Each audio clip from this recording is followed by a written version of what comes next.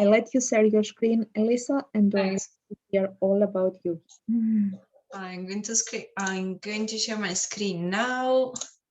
Thanks for the invitation. It was amazing and a great honor. Can all you see my screen? Yes, we can. Okay, that's good. So my name is Elisa. My last name, when people here ask me like, what's your last name? I usually show my ID card and it's like Giammarini. Otherwise, it's kind of I never thought that my name was really a hard name to pronounce until I moved here as well. That was a big discovery. I'm from Italy and I'm studying here at the University of the West of Scotland, and I'm doing my PhD in parasitology. And so far, my research story has been like a mountain path where I see like the top of the mountain the day when I got the PhD. So now I don't know if I'm doing the crest walk or going down or still I reach one peak and then I'm going higher. So it's all a mystery because I just started basically.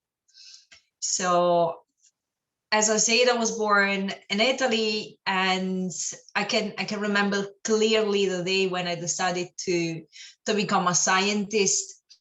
I was with a friend in the car, and I was like, I don't want to do medicine anymore. I want to study and I want to become a scientist.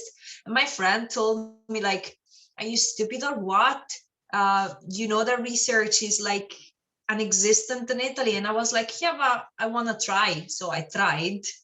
And it took me quite a long journey. And I realized that my friend was right. On my first year of biotechnology, my bachelor's degree is in biotech, for therapeutics, diagnostics, and vaccine design. And there was the lab of the professors, and outside there was this sign saying don't feed the researchers. That was their personal protest because they weren't receiving funds or they had very limited funds. And then I discovered that on my skin, that how hard it was to get into that world, especially in my country where, as I say, research is kind of utopia. And so basically I got another master's degree, and this is the picture from my first master's degree. I choose this one because I wanted to share the Italian tradition where we use the laurel crown after you got your degree.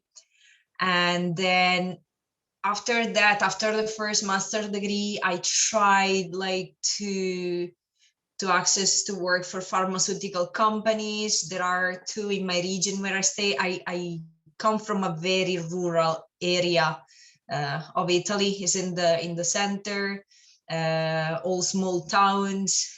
And the biggest thing is where I come from is that if you're a woman and you have no connections, and I hope you understand what I mean for connections, if you don't know people, it's really hard to get in that industry. I got a friend, I remember from my class when I graduated in 2014 here, the majority went immediately abroad for the PhD. I tried to stay in Italy. I wanted to stay in Italy. I'm only child. It's only me and my mom. So I didn't want to leave her. And I honestly, I did my best to avoid that. But if I wanted to realize my dream, I had to take this very difficult choice. I got another master's degree, is in the environmental, basically it's for the management of coastal and marine resources, because I come from a town that is on the coast. So I thought, okay, maybe I could do research in the fish industry, work for them, work for the environment. There are EU funds, but still I asked to my professor, my supervisor for the thesis of my second master degree, like, look, there are the fundings, there's this, is there any chance to do research here for the university and get a PhD? And he was like, no, I'm sorry, I don't have time, there are no money. And that was like the classic answer I had all the time, even if I was finding projects, funds, everything. The answer was always, I have no time to follow your research, and there are no money. So yeah, at the very end, like in the meantime, I started my career as the only job that I was able to find as a temporary high school teacher. I really loved that job. It was amazing because for me was a way to stay in touch with my main passion, the science, and also I love to spread the passion for science to my student. So I've been a high school teacher for 4 years. I've been happy during these years, but I still had my thought. I want to be a researcher. I want to do research. And then in 2018, I had the chance to move to Scotland. It was hard for the language because I was away from home. I never been abroad, like moving, staying so far and for so long away from my family. Usually, culturally speaking, the people always say Italian men are mommy boys, but trust me, even us women, we are not less than them. I am the same, basically. So yeah, that was quite hard. But anyway, failure wasn't an option for me at this time. I was like, I will not go back to Italy. I will still stay here until I realize my dream. And although to do that, in science evolves at a very, very fast pace. So my last degree was in 2017, but I didn't do the research in the lab. It was a theoretical thesis. So I wasn't competitive for starting a research career. So I had to get another master's degree. I got my master's degree in advanced biomedical science at the UWS. And then when the right research project, the thing that I really liked, came out, I prepared myself, honestly, was day and night. I used to call all my friends who had the PhD, like I bombarded them with phone calls. And I was like, give me advices. What do you do? What should I do? And yeah, and I prepare all of this in the meantime while I was working in the front line against COVID in the patient transport. So it was quite challenging. I really love my research project. The research title is How Anthropogenically Contaminated Environment and the Interaction Bacteria Protists Favor the Rise of Antimicrobial Resistance. This is quite long, this is quite provisional, and definitely I'm looking for a more catchy title. The motivation, honestly, I've got so many reasons why I wanted to be a researcher, but the motivation for why I really love this project, the project that I do, is because it's quite personal. The main reasons that I want to contribute to make the difference in the fight against the antimicrobial resistance, especially to protect the most vulnerable, like the immunocompromised patients. And this part touches me very, very close because last year, in the middle of the pandemic, I lost my uncle because he got an infection and he was immunocompromised because he had a kidney transplant. So I want to make the difference for these people, and because what happened to my uncle never happened to anybody else, possibly. Well, that's very high hope. I'm still like full of hope also because I'm my 9th month of PhD, so I'm very, very early at the beginning of the research path. And this is my first experience of studying abroad. I always studied in Italy, but this is not my first time to do research in English because my first master's degree was taught entirely in English. So I did my first dissertation in English, studied in English, exams, etc. So I feel quite comfortable with that. And I've been less brave than Andrea. I didn't have the courage to move to a country with a language different than English. I was like, no, that would be too much for me. So honestly, I really admire Andrea for that. And the intervention for me before pandemic, what worked for me, I've always been like particular. I always had a particular approach with the studying. I need a quiet, empty room. I need to walk. I don't know if any of you know the Indo board is like the board for the it's called like proprioceptive board. Basically, you stay in equilibrium on a board that stand on a cylinder. So I remember that I prepared even some exam like in equilibrium. I was on this board and I was in front of the computer and I was studying. I got very crazy ways for studying, very particular. I never went to library.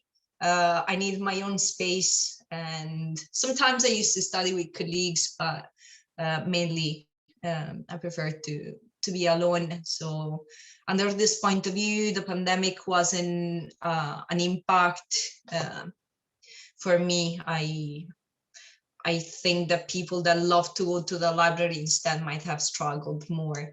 I didn't write it here because I'm still, I don't know why, maybe it's an Italian mentality. I don't feel comfortable to say that when I started my career as a teacher, I was specialized in teaching to dyslexic students, and through consultations with colleagues and specialists, came out that I am dyscalculic. So during the years, I adopted compensative method to basically deal with anything related to math, calculus, and that kind of things. Was before knowing that, it was quite challenging, to be honest. And anyway, the other thing is that I love to be in team. I love the teamwork. Even my work with Red Cross, I think that the team, having people to rely on, can make a big difference. And before the pandemic, I remember that in the lab, when I did my first master, it was me and another colleague, but then we were a good team together, but also I expanded, like I managed to expand like my knowledge, my competencies to other lab groups, and that really helped me. So yeah, I think that doing networking was the best thing that helped me a lot before, in my experiences before pandemic. Whereas during the pandemic, I always tried to keep contacts with colleagues, my supervisor.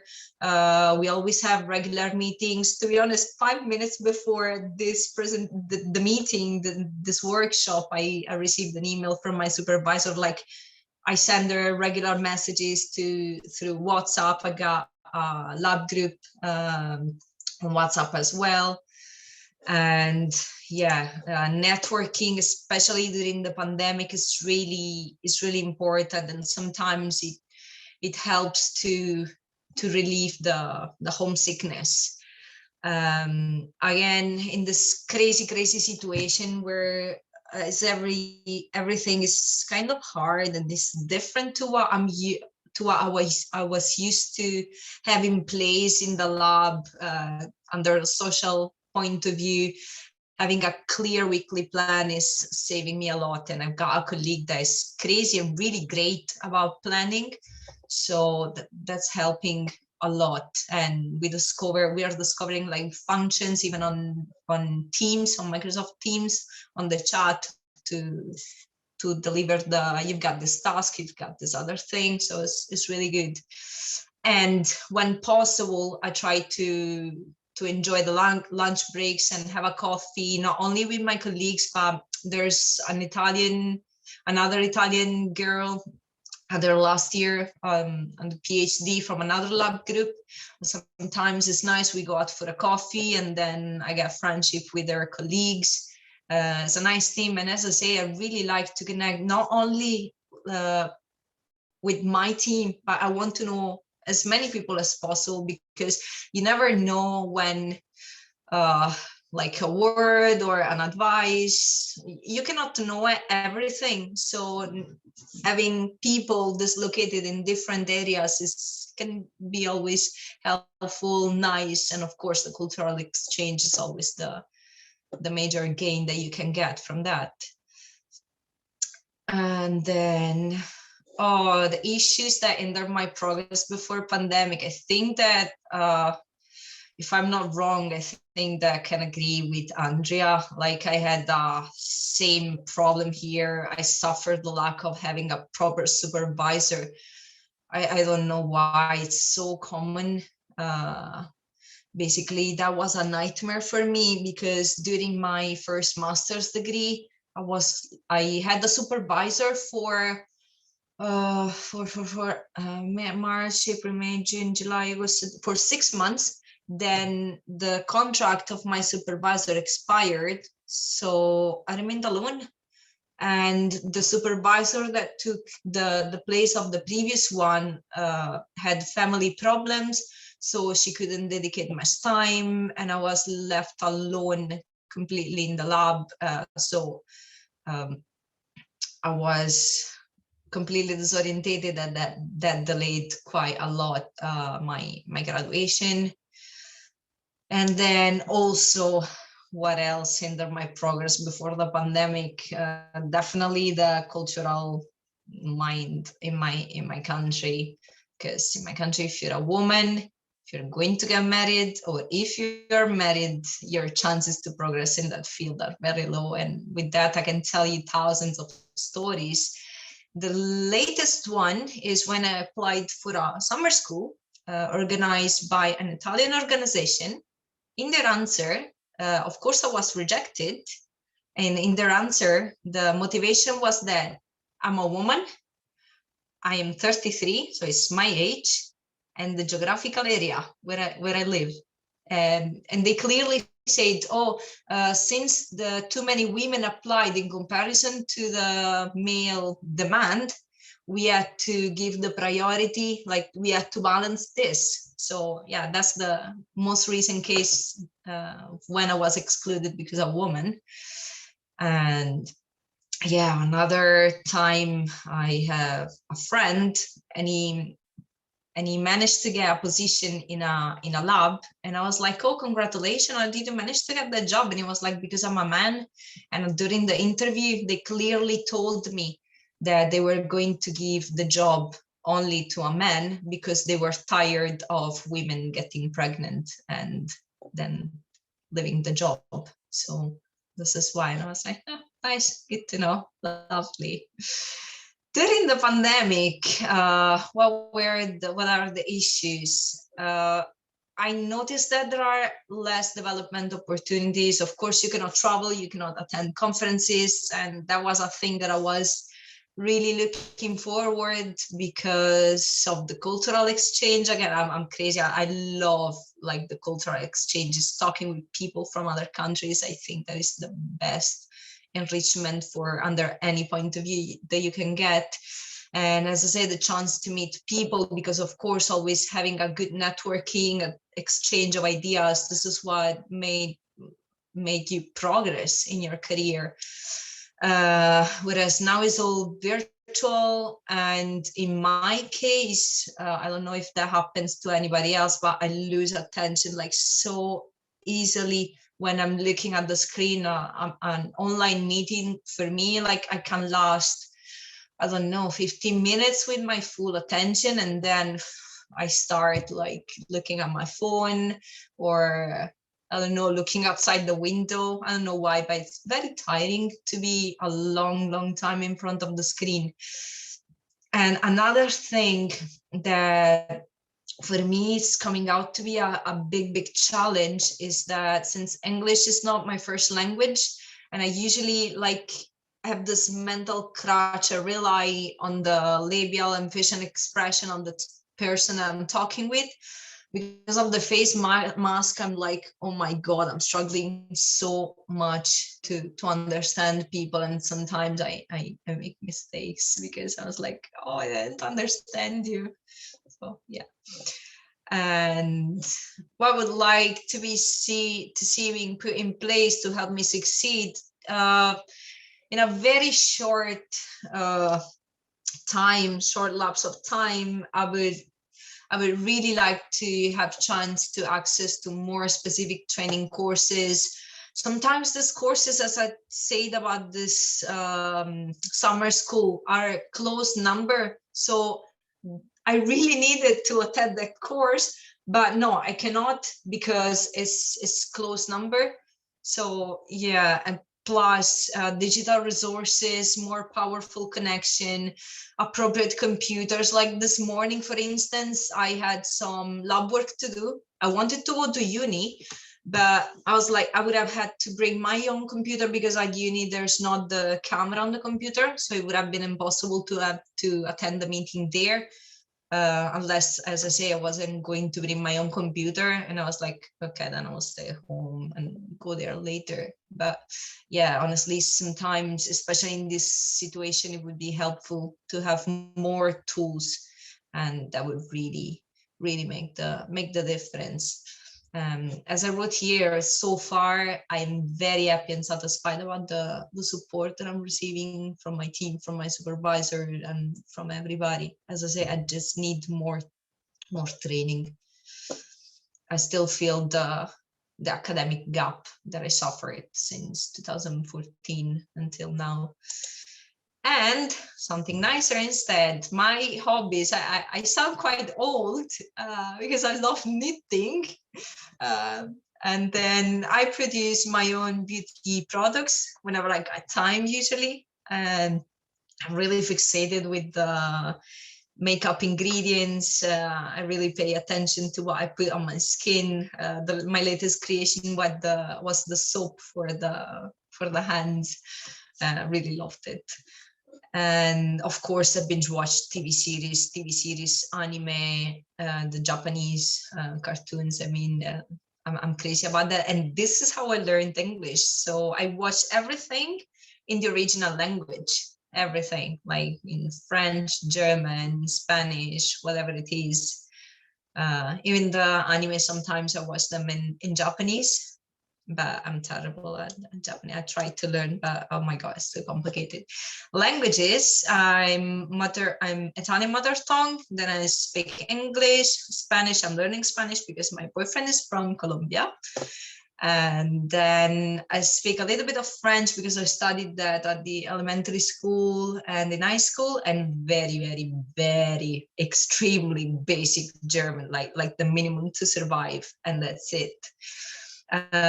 For self-care, I realized that meditation is really, really helpful, and mindfulness as well. I got a colleague at the Red Cross where I give a hand now.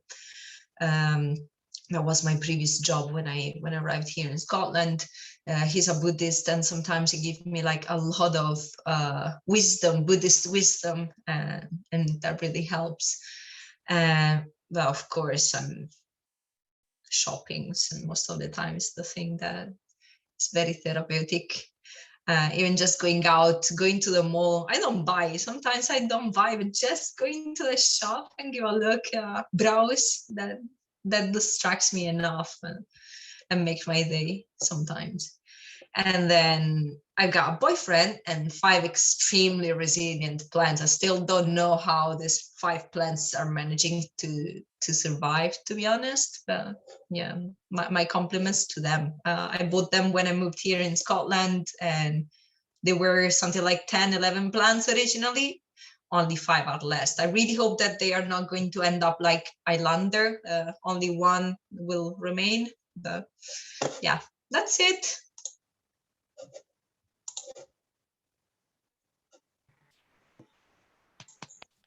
Thank you so much.